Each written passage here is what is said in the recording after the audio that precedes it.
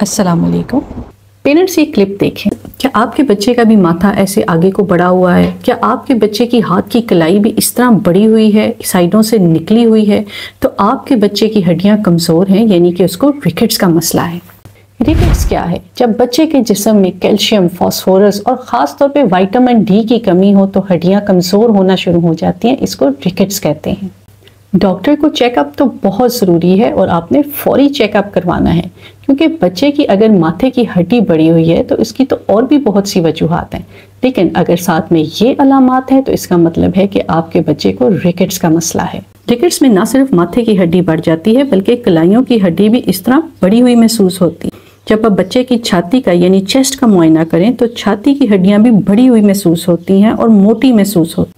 बच्चे के सर पर ये सॉफ्ट स्पॉट जो अमूमन 15 से 18 माह की उम्र में बंद हो जाना चाहिए, ये भी अभी तक खुला हुआ होता है।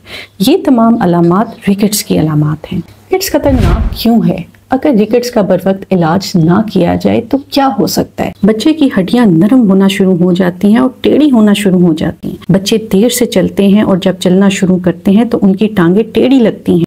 यहाँ तक कि बच्चे का बार बार फ्रैक्चर होने के चांसेस भी बढ़ जाते हैं और बच्चों का कद छोटा रह जाता है। बच्चे के दांत भी देर से निकलते हैं। बच्चे को बार बार इन्फेक्शन, खासतौर पे छाती इन्फेक्शन का मसला तो आए रोज रहता है। बच्चे को झटके लग सकते हैं और उनके पट्टों में हर वक्त दर्द महसूस होती है और बच्चा ढीला ढीला रहता है। आपको अपने बच्चे में जब रिकेट्स की अलामात महसूस हो तो आप अपने डॉक्टर को फौरन चेक कराएं।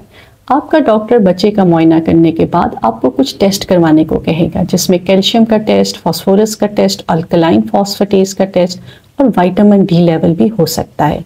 इसके अलावा आपका डॉक्टर आपके बच्चे का कलाई का एक्सरे यानी कि एक्सरे रिस्ट भी करवाएगा, क्योंकि आपके बच्चे को अगर रिकेट्स हों तो एक्सरे में भी बहुत सी अलामात नज़र आती हैं। रिकेट्स में आपका डॉक्टर आपके बच्चे को विटामिन डी की मेगा डोज देगा। रिकेट्स में विटामिन डी की मेगा डोज यानी कि ज़्यादा डोज हमेशा डॉक्टर के मशवरे से ही दी जाती है। आपने एक बात का ये ख्याल रखना है कि विटामिन डी की मेगा डोज यानी कि ज़्यादा डोज आपने सिर्फ डॉक्टर के मशवरे से देना है। होता ये है कि हमारे पास ऐसे भी बच्चे आते हैं जिनके पेरेंट्स उनको बार बार विटामिन डी की मेगा डोज देते हैं, जिससे फ़ायदा होने के बजाय बच्चे का नुकसान होना शुरू हो जाता है, क्योंकि जिस्म में विटामिन डी की बहुत ज़्यादती होना शुरू हो जाती है और हाइपरविटामिनोसिस डी का मसला देखने में आया है।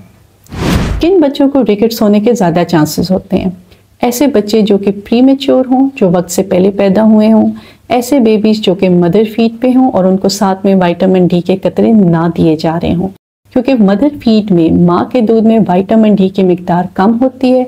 इसलिए ऐसे बेबी जो कि मदर फीड पर हैं उनको साथ में विटामिन डी के कतरे लाजमी दें।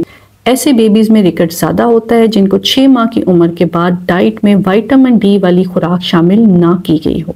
ऐसे बच्चे जो कि धूप में बिल्कुल भी ना जाते हों, ख़ास तौर पे वो बच्चे जो हर वक्त बंद कमरों में रहते हों, जो कि आजकल बच्चों का स्क्रीन टाइम बहुत ज़्यादा है, वो हर वक्त कमरों के अंदर रहते हैं और धूप में नहीं जाते, इन बच्चों में भी रिकेट्स होने के चांसेस बहुत ज़्यादा होते हैं।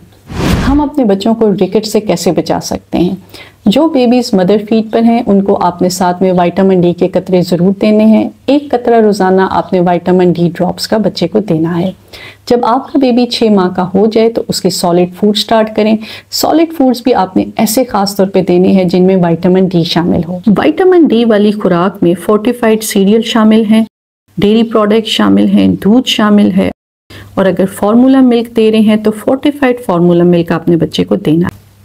फिर बच्चों को धूप में भी ज़रूर निकालें, बिल्कुल उनको अंदर बंद ना कर दें। रोज़ाना 15 से 20 मिनट बच्चे का सन एक्सपोजर हो। हमारे मुल्क में बच्चों में रिकेट्स का मसला बहुत ज़्यादा है, जिसकी वजह से बच्चों में बार बार चेस्ट इन्फेक्शंस भी देखी गई हैं। अपने बच्चों की डाइट में विटामिन डी ज़रूर शामिल करें। अपने और अपने बच्चों का ख्याल रखिएगा। बहुत शुक्रिया।